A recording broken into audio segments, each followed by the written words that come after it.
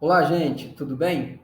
Meu nome é Secundo Neto, sou professor aqui da Unifametro, né? Estou responsável pela disciplina de Sociologia da Educação, né? Estou à frente dessa disciplina, fui produtor do conteúdo, né? E também responsável aqui por ajudá-los nessa aprendizagem, nesse processo de aprendizagem sobre esta disciplina ou esta maneira de conhecer o mundo que a sociologia nos proporciona, principalmente de que maneira a sociologia pensa a educação, né?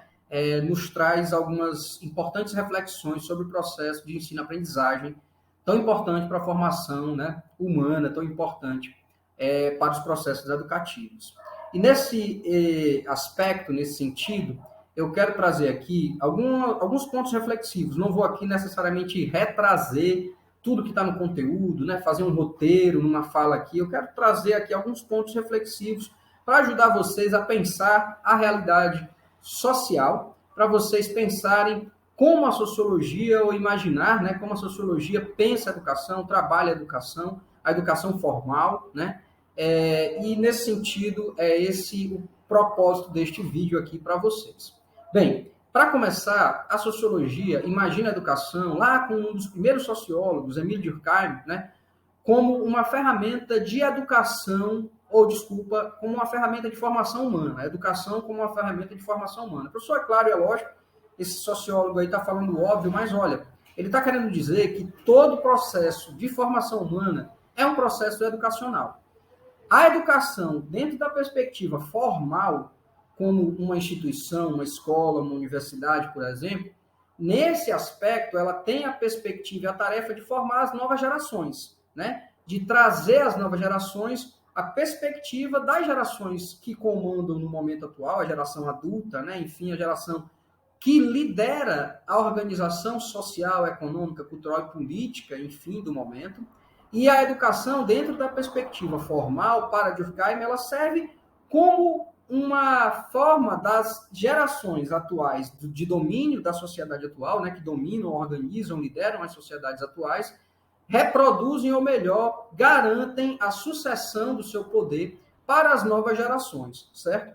Basicamente, essa é uma ideia, talvez, essencial da perspectiva sociológica que Durkheim nos traz, e ela traz aqui uma ideia de como a educação pode proporcionar uma, se a gente pode dizer, uma reprodução da sociedade tal como ela se encontra. Então, não há em Durkheim uma proposta, se a gente pode dizer, de ruptura necessariamente, né? De quebra de uma nova sociedade através da educação, enfim, porque, é claro, né, eu estou falando aqui de uma forma bem mais geral, porque Durkheim é um sociólogo que pretende tratar de questões ligadas à coesão social, à união social, ele quer entender como a sociedade se mantém, e a educação é uma das ferramentas para a manutenção da sociedade, para a coesão da sociedade. Então, ele não vê a educação necessariamente como um elemento de ruptura, como um elemento inovador nesse sentido de trazer uma outra sociedade à tona. Ele apenas está mostrando que é uma ferramenta que serve para os adultos, a gente pode dizer, a geração atual que lidera e governa a sociedade, reproduzir ou manter-se por mais tempo, né, com o seu status quo, né, com o seu a sua forma de pensar e de fazer a sociedade. Bem, isso é uma perspectiva, um aspecto da sociologia durkheimiana de maneira geral. Como quase que um contraponto, a gente pode pensar, por exemplo, um outro pensador que também tem a sua contribuição para pensar a educação, que é Antônio Gramsci.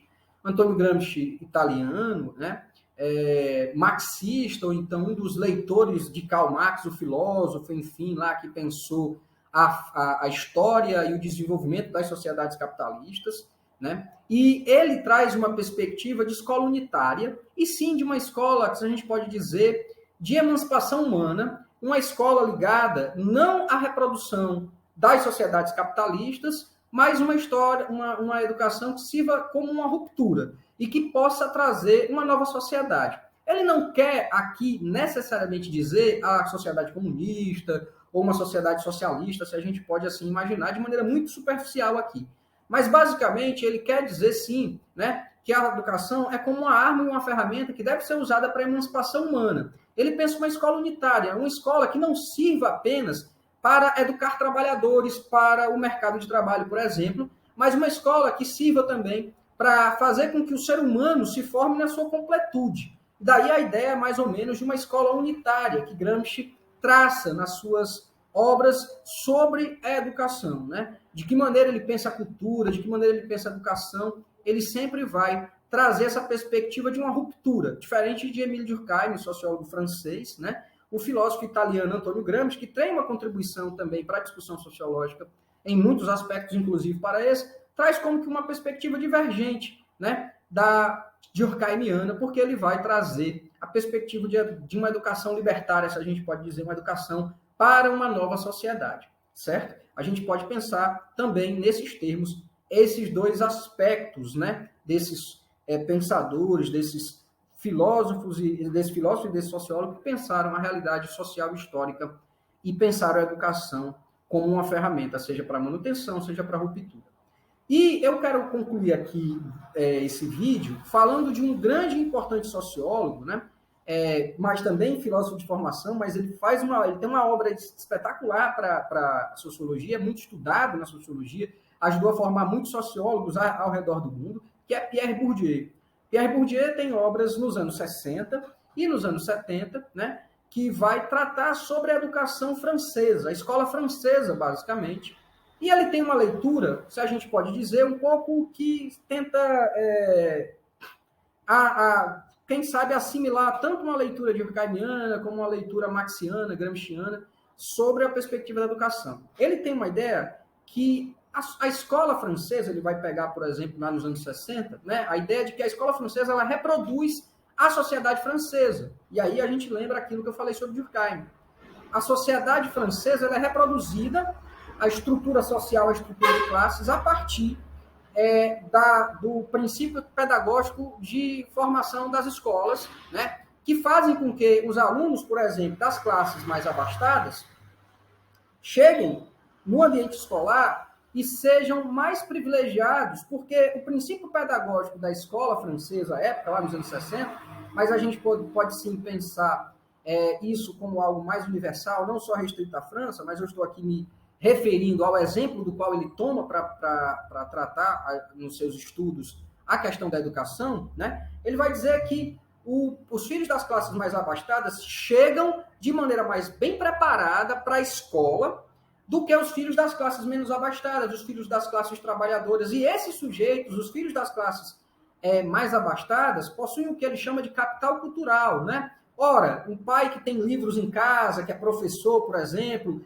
que estimula a leitura desde cedo no filho, enfim, ou então um pai que é advogado ou que é médico, que começa a estimular o menino, a criança, a menina a estudar, a pensar sobre essas perspectivas educacionais de formação profissional no futuro e tal. Esse aluno ele chega muito mais bem preparado, inclusive porque ele tem condições socioeconômicas melhores, ele tem, sabe, tem um quarto, se a gente pode pensar nos dias de hoje, né?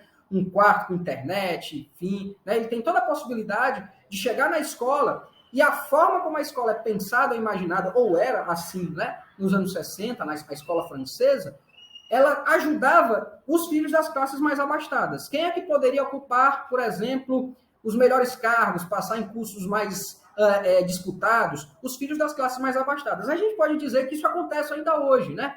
Grande parte daquelas pessoas que ocupam os cursos ainda muito bem disputados, como os cursos de medicina, de direito, das universidades públicas, por exemplo, no Brasil, são filhos e filhas das classes mais abastadas. A gente pode ver isso sem precisar ir recorrer a dados estatísticos, enfim.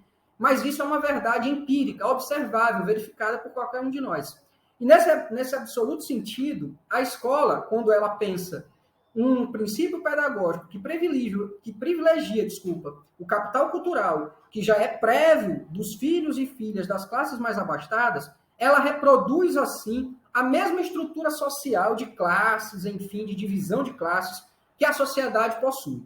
Então, basicamente, Pierre Bourdieu traz, principalmente com a ideia de reprodução e a perspectiva de capital cultural, um conceito muito importante que eu recomendo vocês pesquisarem e lerem mais um pouco, de que a escola francesa, naquela época, mas a gente pode pensar que a escola, de maneira geral, quando ela não pensa uma estrutura pedagógica, um princípio pedagógico que minimize os efeitos do capital cultural das classes mais abastadas, ou melhor, potencialize, inclusive, né, a capacidade cognitiva, mental e cultural dos filhos das classes trabalhadoras, daqueles mais pobres, que chegam à escola de maneira, vamos dizer assim, que supostamente, né, iam disputar de forma igualitária com os filhos das classes mais abastadas, neste exato sentido é que Bourdieu trata a questão de que a escola ou a educação pode servir a fins de reprodução da sociedade, assim mais ou menos como Durkheim, mas aqui também é uma ideia de crítica que a gente pode pensar, uma crítica marxiana, marxista, porque ele trata uma questão